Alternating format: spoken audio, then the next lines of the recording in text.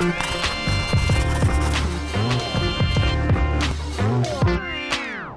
tout d'abord, bonsoir et je suis ravi de voir qu'on est aussi nombreux à s'intéresser aux microservices.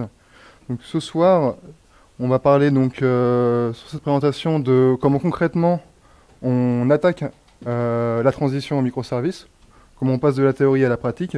Donc je suis Simon Macor, développeur chez Innovia et dans la même équipe de Pierre sur le même projet, sur un projet qui a effectué une transition en microservices. Ce qui va me permettre de, concrètement, quels sont les différentes steps, les fondamentaux, les requirements par lesquels on passe forcément quand on effectue cette transition. Comment, concrètement, on s'y prend. Donc, pour ça, il va falloir revenir sur des termes fondamentaux. Donc, le monolithe, pour être sûr que tout le monde soit bien sûr de quoi il s'agit, qu'est-ce qu'on entend par monolithe au sein du microservice. On va le redéfinir, vérifier que tout le monde est OK là-dessus. Et en partant de là, on va pouvoir établir vraiment comment on va traiter particulièrement cet objet, ce bloc applicatif en tant que tel pour effectuer la transition, de quoi on va vraiment avoir besoin derrière pour pouvoir entamer les développements et arriver à se projeter plus facilement sur concrètement à quoi ça ressemble une architecture microservice et notre monolithe dedans, qu'est-ce que ça va donner et bien sûr quelques pièges on va risquer de rencontrer et comment éviter de tomber dedans facilement. En ce qui concerne le monolithe, donc qu'est-ce qu'on entend par monolithe? Donc déjà le terme est assez parlant. Le monolithe, donc on imagine bien qu'on parle d'un bloc unique. Un bloc unique qui contient donc l'intégralité de nos services métiers et de ses fonctionnalités. Et dans la même code base. Ça implique un certain nombre de choses. La première chose, c'est que nos briques métiers à l'intérieur de notre monolithe, elles sont capables de communiquer directement entre elles en interne au sein du monolithe. Deuxième conséquence, donc si on doit modifier un service, quel qu'il soit, pour pouvoir déployer cette modification, on déploie l'intégralité de l'application, forcément. Et dernière étape, qui n'est donc pas une loi fondamentale, mais c'est, entre guillemets, un constat qu'on fait la plupart du temps. Un monolithe, c'est, contrairement à ce qu'on peut s'imaginer, à ce qu'on peut représenter, c'est-à-dire des services métiers très bien isolés, très bien définis. Sur un monolithe, comme c'est notre cas par exemple pour nous, on se retrouve avec un projet qui a une durée de vie et du coup, finalement, les services ne sont pas parfaitement définis. Là, je parle de Bounded Context, qui est un terme qu'on retrouve dans les microservices, qui est directement inspiré du domaine Driven Design, qui donc est en fait le terme qu'on utilise pour définir, pour parler des contours de notre brique métier. Et là, on peut voir sur ce schéma, ce que j'essaie de représenter, c'est le fait que, dans la réalité, en fait, nos services métiers se marchent un peu dessus, concrètement. On se retrouve assez facilement dans des cas où notre service 2, notre service métier 2, il marche un peu sur le service métier 1, sur le service métier 4, ce qui, au final, montre et favorise ce qu'on appelle le code spaghetti, c'est-à-dire, j'ai modifié le service 2 et en fait, j'ai un peu modifié le service 1 sans m'en rendre compte, ou un peu le service 4. Est-ce que le service 2, c'est réellement un service, finalement ? Ça soulève un certain nombre de questions et ce qui nous amène au final à nous poser la question derrière sur le monolithe. Globalement, qu'est-ce que c'est faire une transition d'un monolithe sur du microservice? C'est arriver à découper notre monolithe, sortir ces services métiers, les transformer, les mettre dans des briques, dans des blocs applicatifs distants, à part, bien séparés, qui font des calls distants entre eux pour pouvoir communiquer et non plus des calls internes. Alors comment on s'y prend concrètement pour arriver à ça? Gros schéma, attention. Donc, on retrouve notre monolithe ici, avec ces services. Première étape qu'on va devoir faire pour arriver à ce service cible que je vais vous expliquer.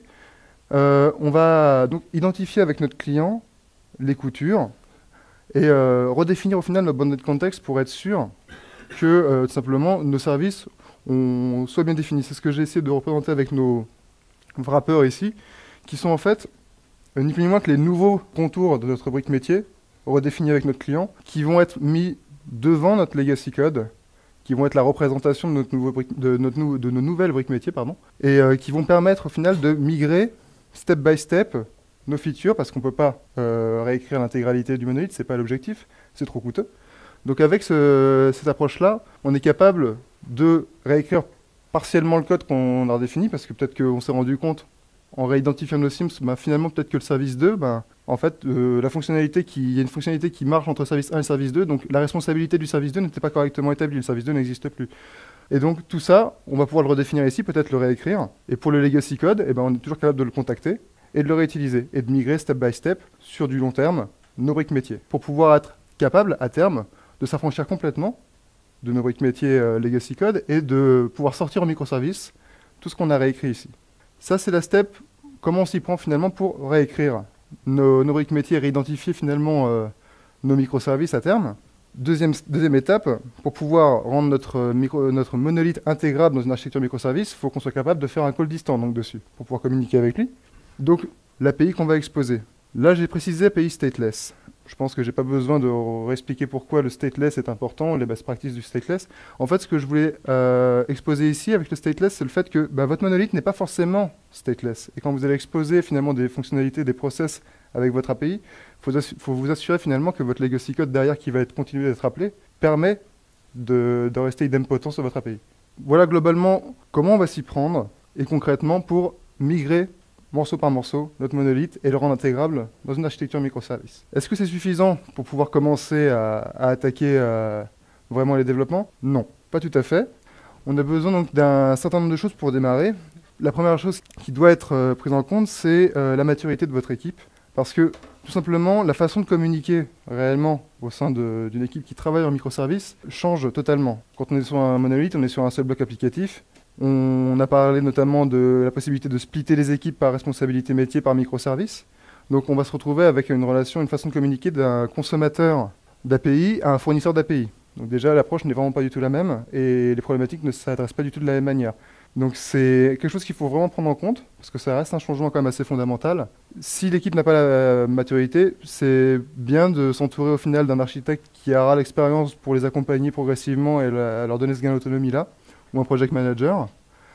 Ça c'est pour ce qui concerne l'équipe, donc pour la faire gagner en maturité. Deuxième point important, le testing est fondamental, du moins fonctionnellement, sur du microservice. Dans le sens où, pour les mêmes raisons en fait que on split, on parle de call distant, on parle de fonctionnement par API, on a d'autant plus besoin de se rendre compte rapidement si on a créé une régression, si on a créé un bug ou pas.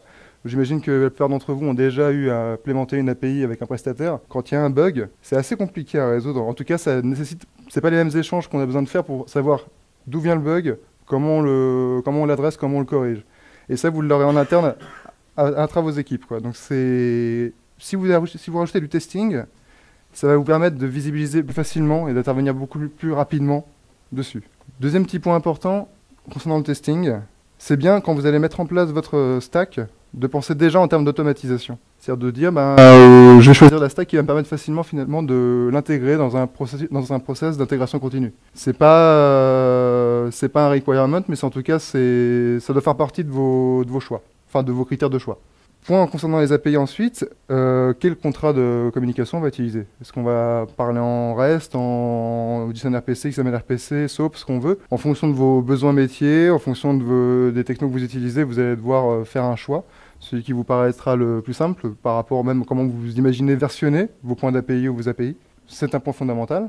On commence par ça. Et directement lié à ça, comment je documente facilement mon API. Et comment je la documente de manière homogène. Parce que les microservices, par définition, ils offrent une certaine souplesse, ne serait-ce que sur la stack technique. Et quel que soit votre stack technique, c'est important, par souci d'efficacité au moins, de pouvoir facilement déjà accéder à une documentation, et une documentation qui est uniforme, qui est homogène.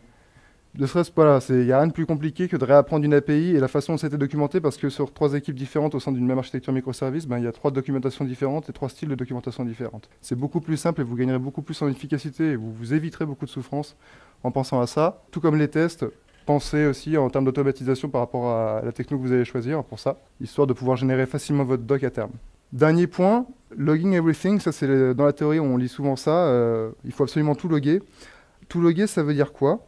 Concrètement, ça veut dire à minima pour nous en tout cas, ce qui rentre dans votre API, ce qui sort de votre API. C'est le minimum. Pourquoi? Et les erreurs bien sûr, mais pourquoi c'est le minimum? Parce que tout simplement, on travaille pareil avec des calls distants. Donc le logging c'est utilisé pour monitorer son application. Si on n'est pas capable de monitorer une application, de savoir ce qui se passe quand on a 3 microservices qui vont être appelés sur une chaîne, on est mort concrètement. On n'est pas capable de réagir du tout par rapport à ce problème-là. La plus simple qui est proposée, et la notion qu'on rajoute dans les loggings en microservices, c'est la notion de correlation ID. En fait, c'est un ID qui va vous permettre de traquer votre requête à partir du moment où elle rentre dans votre système pour pouvoir retracer tout son parcours du début à la fin. Et être capable donc de savoir exactement si problème il y a, où il se situe. Sans ça, vous n'êtes pas capable efficacement de monitorer une application. C'est pour ça que je le mets dans les fondamentaux. Donc là, on est capable de savoir on sait ce que c'est qu'un monolithe, on sait comment on va le traiter pour l'intégrer dans notre architecture microservice, et on sait de quoi on a besoin concrètement pour commencer à développer et pour pouvoir être efficace. Qu'est-ce que ça va donner finalement dans notre intégration? Dans quoi va s'intégrer concrètement notre monolithe? À quoi ressemble une architecture microservice dans sa globalité? Donc là, je vous ai mis un exemple d'une architecture technique, c'est pas du tout quelque chose d'exhaustif qui est uniforme. Donc on voit déjà deux notions ici. La notion de réseau public, la notion de réseau privé. Dans le réseau public, on va retrouver ce qu'on appelle les gateways, c'est-à-dire nos applications clientes. Ça peut être, donc là j'ai utilisé des applications mobiles ou des applications web. C'est pas une règle fondamentale, vous pouvez définir vos gateways comme vous le souhaitez, c'est pas forcément la plateforme qui indique ma gateway sera du mobile ou du web. Vous pouvez très bien avoir du web et que ce soit une notion métier qui va vous permettre d'identifier vos gateways différemment. La deuxième brique technique qu'on découvre, c'est l'API Gateway. Alors, j'ai marqué API Gateway mobile, c'est vrai que j'aurais dû corriger ça, mais donc au final, c'est la brique API Gateway, c'est la brique qui va faire la transition donc, entre le réseau public et le réseau privé, et qui a pour rôle de simplifier déjà la consommation de notre écosystème, microservices. Parce que déjà sans l'API Gateway, en fait, toutes nos gateways doivent avoir conscience de tous les microservices dont elles ont besoin avec lesquels elles ont besoin de communiquer pour réaliser un process. En mettant cette brique-là devant, on simplifie fortement, on peut simplifier en tout cas fortement les points d'entrée pour pouvoir communiquer avec nos microservices et laisser l'orchestration, la composition de réponses, l'agrégation de réponses à l'API Gateway. On passe ensuite au réseau privé. Pourquoi on parle de réseau privé ici? Tout simplement parce que, au-delà du fait que l'API Gateway est le seul point d'entrée qui permet donc de communiquer avec nos microservices, tous nos calls en interne de ce réseau sont sécurisés. Donc, la façon la plus simple que vous pouvez avoir de la faire, c'est de rajouter ne serait-ce qu'une clé partagée entre vos microservices pour qu'ils soient capables de s'autoriser l'un l'autre à communiquer entre eux. Nos microservices sont capables de communiquer entre eux avec des contrats qui leur sont propres aussi. Il n'y a pas de limitation en termes de contrats de communication entre API dans votre écosystème. Là, je présente un microservice en particulier que j'ai nommé l'Identity Provider, qui a un rôle bien spécifique qui va être de gérer les identités et l'authentification au sein de votre système. C'est lui qui a ce rôle-là. Dans la présentation que j'ai choisi de faire ici, notre monolithe qui intervient ici, donc comme un microservice aussi, on se rend compte dans cette représentation-là que nos microservices ont leur propre storage. Ça veut dire que nos microservices, en fait, on attaque une notion ici en microservice qui est la notion de less coupling et high cohesive, qui signifie en fait, oui, nos microservices doivent être très découplés, très isolés. Ils ne doivent pas, impacter les autres en termes de déploiement. Ils doivent rester fortement isolés et par contre, exposer des API fortement cohérentes en ce qui concerne le métier. C'est-à-dire qu'admettons qu'on ait ma gestion d'identité sur mon Identity Provider qui va dire, par exemple, j'en sais rien, Authenticate, et qu'on a un Authenticate aussi dans le monolithe, il y a une forte incohérence en termes d'API. Ça, c'est quelque chose qu'il faut absolument éviter. Donc, maintenant qu'on a une vision globale de comment notre monolithe va s'intégrer dans notre architecture microservice, quels sont les pièges qu'on va rencontrer, dans lesquels on peut tomber, et comment les éviter? Donc, les pièges que vous allez rencontrer, et que je vous conseille en tout cas ce que je peux vous conseiller de faire en premier lieu, c'est ne pas sous-estimer l'importance de mettre en place un processus d'intégration continue. Parce que très vite, en fait, vous allez vous retrouver à perdre du temps et à créer de la frustration et de la souffrance sur rien, quasiment. Parce que vous avez mis en place du testing, mais on a fait l'expérience nous-mêmes. La CI, elle était presque prête à partir. On commence à développer nos briques sur notre monolithe et on perdait des demi-journées à vérifier de manière inefficace qu'il n'y avait pas de régression, plusieurs teams en même temps pour vérifier les mêmes points parce qu'on reste quand même sur une même code base à la base quand on travaille sur un monolithe. Donc le fait de déléguer ce travail et de l'automatiser dans une CI, on en devient beaucoup plus efficace, on s'évite une forte frustration. Ça ne veut pas dire faites-le absolument, mais je vous recommande en tout cas de vraiment commencer par ça une fois que vous êtes prêt à développer sur votre architecture. Deuxième point important et presque amusant, on pourrait dire, en tout cas par l'anecdote que je vais vous citer, maximiser les informations dans les logs, pas hésiter à en mettre trop.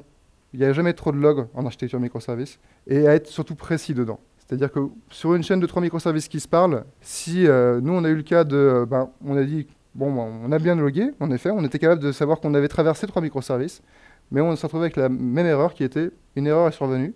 C'était un peu gênant parce qu'au final, on perdait tout l'intérêt de notre monitoring. On ne savait pas ce qui s'était passé, on ne savait pas ce qui avait failé. Et on ne peut même pas s'assurer que c'est finalement le bout de chaîne qui était à mettre en cause parce qu'on ne connaît pas ce qui s'est passé. On n'a pas de précision là-dessus. Donc on est quand même obligé d'intervenir directement parfois sur les machines en environnement de test, fort heureusement à ce moment-là. Donc il n'y a, y a pas trop peu de logs ou il n'y a pas de logs inintéressants, du moins au début. Pareil en ce qui concerne le démarrage, je vous conseille fortement de limiter une trop forte hétérogénéité des stacks techniques au sein de vos microservices, tout simplement parce que vous allez commencer à partir d'un monolithe qui a une stack propre, unique, maîtrisée par vos développeurs. Si vous rajoutez dès le début la complexité d'utiliser une nouvelle techno pour tester une nouvelle techno parce que l'architecture l'offre, ça va vraiment pas être le moment. Vous allez avoir tellement de sujets à appréhender au début. Je vous conseille de splitter et d'essayer d'avoir déjà 3-4 microservices sur la stack que vous maîtrisez qui fonctionnent d'abord bien correctement et que vous ayez acquis une certaine maturité sur l'architecture en tant que telle avant de commencer à tester les applications, enfin des microservices avec une nouvelle stack technologique. À moins, bien sûr, que vous ayez déjà travaillé, vous ayez les ressources nécessaires sur forcément sur les stacks que vous voulez mettre en place. Ça, c'est encore un autre sujet. C'est un cas qu'on rencontre moins souvent. Et dernier cas, faites attention en fait à l'usage des librairies partagées, parce que faut bien savoir qu'en microservice, donc on parle là, on respecte plus la notion de less coupling et high cohesive avec ça, et surtout de less coupling. En fait, on va créer un couplage fort et sûrement un SPOF ici, donc vraiment un single point of failure entre nos services avec ce genre de librairie. On peut en tout cas très facilement le faire. Admettons que vous créez une librairie, comme ça a été notre cas, pour pouvoir effectuer vos calls de la même manière ou votre logging entre vos microservices. Vous allez, si jamais il y a un problème sur cette librairie-là, ben en fait, ça impacte tous vos microservices. Et donc, vous êtes obligé de faire un déploiement total de l'infrastructure pour corriger le problème. Et donc, vous êtes en fait comme dans un monolithe avec plein de microservices. Donc, vous perdez tout l'intérêt d'utiliser presque les microservices. Donc, nous, ce que je peux vous conseiller par rapport à ce qu'on a mis en place pour ça, quand vous mettez ce genre de librairie, il faut qu'elle soit full tested unitairement, fonctionnellement si c'est possible, en fonction de la brique que vous créez, et versionnée. Voilà ce que je peux vous conseiller dans les pièges les plus fréquents dans lesquels nous, en tout cas, on a pu tomber. Et de notre expérience avec les autres personnes qu'on a pu croiser, c'est quelque chose qu'on retrouve aussi bien dans la théorie que dans la pratique.